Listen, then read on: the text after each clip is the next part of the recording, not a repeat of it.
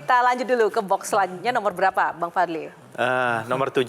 Nomor 7, kita buka. Di balik nomor 7 ada FOMO. Nah, kita langsung saja ke Bang Antoni. Bang Fadli, ini kan udah dari tahun 98 di DPR. Kira-kira hal apa yang mau Bang Fadli lakukan kalau misalnya Prabowo menjadi presiden ataupun ya apa yang bisa jabatan yang ingin dipilih dan ingin dilakukan? Sikap pribadi ini Sikap, ya. Bagi saya ini mengalir gitu. Semua ini tidak ada yang tidak ada rencana, ya kalau kita lihat rencana Tuhan gitu. Oke, silakan Mbak Shirley. Ada satu istilah begini Bang, bahwa usia dan masa seseorang dalam partai politik itu ada batasnya. Ya. Alasannya banyak, bisa karena kebosanan, bisa karena tidak diakomodir lagi, bisa karena berbeda pendapat, dan lain-lain. Mengingat banyak sekali pendapat di luar sana yang menjadi liar menyebutkan Bang Fadli dan Gerindra ini sudah kurang harmonis begitu. Kalau bahasa pantunnya gini, sungguh aku tidak apa-apa, asalkan kamu tetap bahagia. Bang Fahri sudah bikin partai Gelora, yakin nih Bang Fadli tetap setia di Gerindra. Gimana itu Bang? Kan lagi ngetren ya. Lagi ngetren tuh, banyak yang kemudian bikin partai baru gitu. Saya termasuk yang menggagas awal Gerindra. Saya membuat juga manifesto perjuangan Partai Gerindra. Bagi saya Gerindra ini adalah bagian dari sebuah wadah perjuangan. Jadi bukan tujuan perjuangan, tapi wadah perjuangan. Apakah nanti kita akan melihat hasil perjuangan kita? Belum tentu. Bisa saja kita hanya menjadi satu stepping stones atau menjadi batu loncatan dari perjuangan itu. Jadi menurut saya ya itulah bagian dari wisdom kita untuk melihat bahwa tidak semua yang kita perjuangkan itu kita bisa melihat hasilnya. Nah, oke, Gitu. ngomong-ngomong soal perjuangan juga, banyak kemudian para pemimpin yang juga sudah berjuang. Bang Fadli menjadi saksi mata dari 98 sudah di parlemen ya, kalau nggak salah ya Bang ya? Ya waktu itu saya menjadi anggota MPR 97-99. 97 sampai 99. Nah, dari beberapa presiden yang sudah dialami, yang paling ideal menurut Bang Fadli siapa sih? Kalau saya sih, saya melihat semua presiden itu ada plus ada minusnya dan pasti ada kekuatannya, ada kelemahannya. Tapi kalau saya ditanya di antara itu siapa, menurut saya bagaimanapun peran Pak Harto itu luar biasa. Gitu. Pak Harto, yang paling ideal. Yang paling ideal bisa kita lihat Tentu dari apanya? dengan segala catatan juga ya. Gitu Nah, ya. Bang Fadli to the point aja nih. Menurut Bang Fadli itu sebenarnya ada nggak sih kebijakan yang perlu dikritisi dari pemerintah sekarang yang mungkin tidak pro rakyat? Saya pikir adalah niat baik dari kebijakan itu banyak yang pro rakyat. Tapi dalam Wow, seorang Fadlizon lebih ini ya sekarang tapi yang manis implementasinya, gitu. implementasinya kadang-kadang tidak sesuai, gitu. Ini ya misalnya kita lihat di dalam mengurangi kemiskinan, dalam soal subsidi, prakteknya juga saya kira belum sesuai atau belum sesuai dengan apa yang diinginkan gitu. Bidang apa sih yang paling menonjol untuk Indonesia sekarang yang memang belum sepenuhnya pro rakyat atau belum oke gitu? Ada beberapa hal yang saya kira perlu ada misalnya perbaikan-perbaikan, misalnya prioritas untuk bagaimana pendidikan dan kesehatan itu sangat penting ya. Dibandingkan misalnya dengan infrastruktur tertentu. Misalnya yang penting apa, yang nggak penting apa sih Bang Fadli? Ya kalau kita lihat adalah ya. Spesifik dong, kita kan butuh penjelasan nih. Maksud saya ambil contoh mana sehingga Jadi, saya bisa. Mbak Yo, karena ini Bang terlalu Fadli, luas. Memang hari ini memainkan peran bukan seperti Bang Fadli dulu, itu intinya. Iya, ada rasa kehilangan juga biasanya. Maksud kalau saya dia- itu- Saya nuansa kebatinan Bang Fadli ini saya tangkap betul. Karena kalau nanti viral kan repot juga Bang Fadli itu Bukan. jadi pemadam kebakarannya kan. Makanya kebijakan tadi kalau kan kita berharap misalnya soal mobil listrik misalnya itu kan tidak berpihak sama rakyat. Misalnya. Tapi begini, nah makanya saya ingin spesifik gitu, bukan umum. Mobil listrik menurut saya bagus, ya.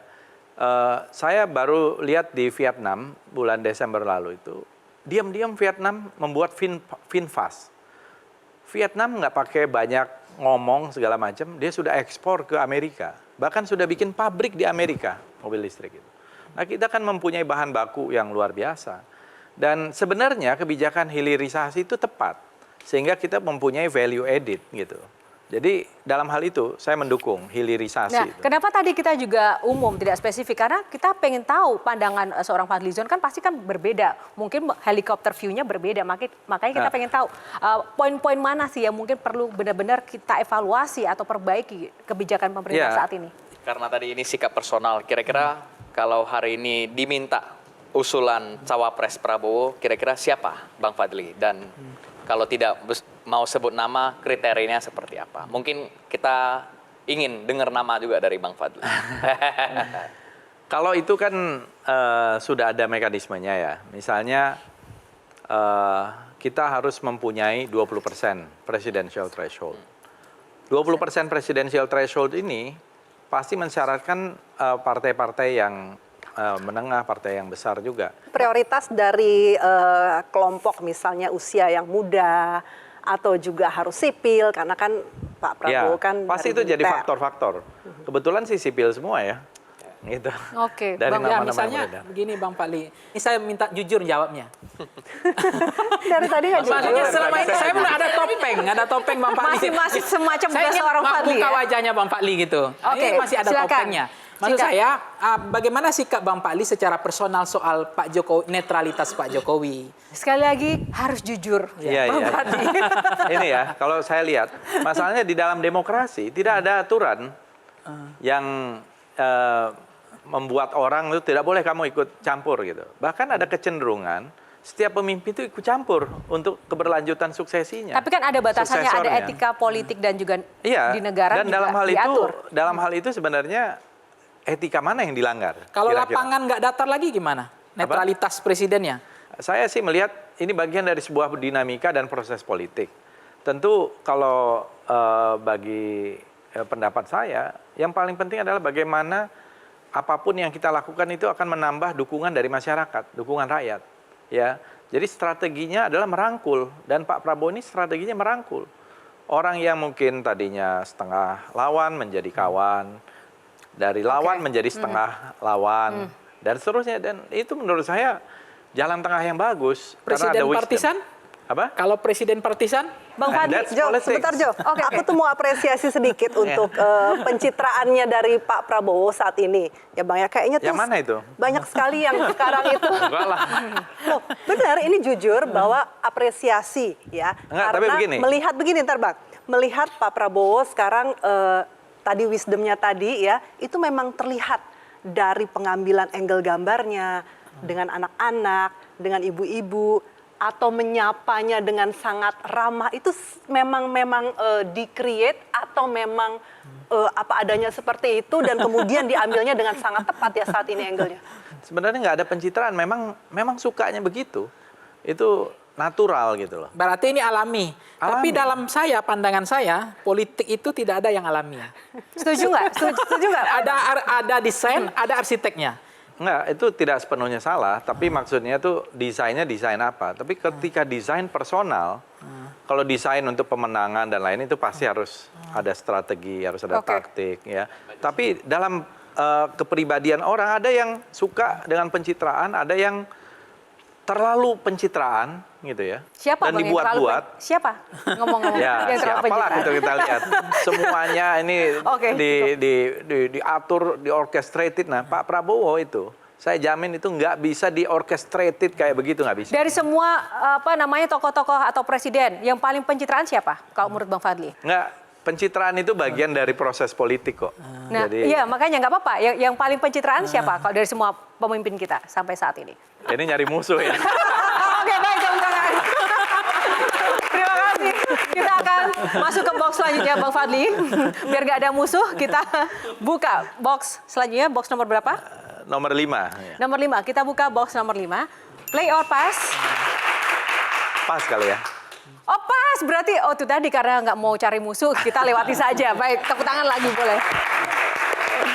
Nomor berapa selanjutnya, Bang?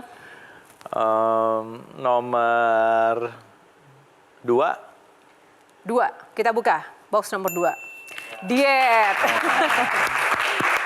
Ya, Bang, sebenarnya ini cukup benar-benar membuat terkagum ya. Saya mengikuti Bang Fadli dari dulu sampai sekarang. Kenapa baru sekarang terinspirasi untuk melakukan diet?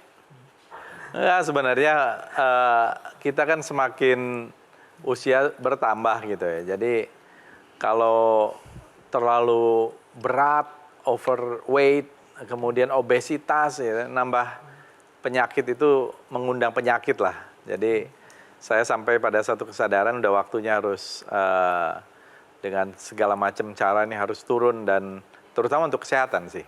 Untuk kesehatan, Shirley mau tahu pendapat Shirley tentang hasil diet Bang Fadli gimana? Wah, luar biasa. 32 kilo ya Bang?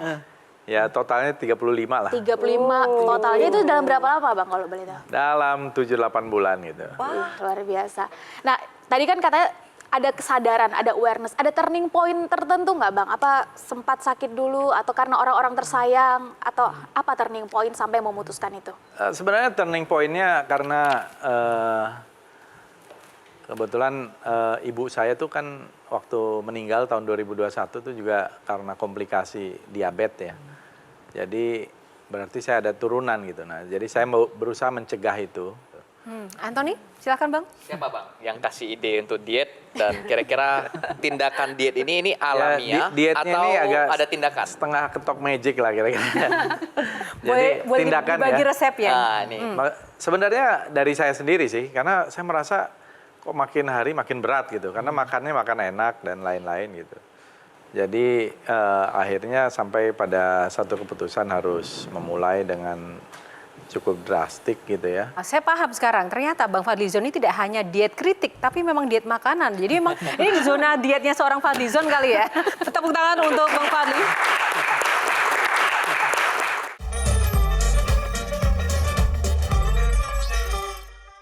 Jelajahi cara baru mendapatkan informasi. Download Metro TV Extend sekarang.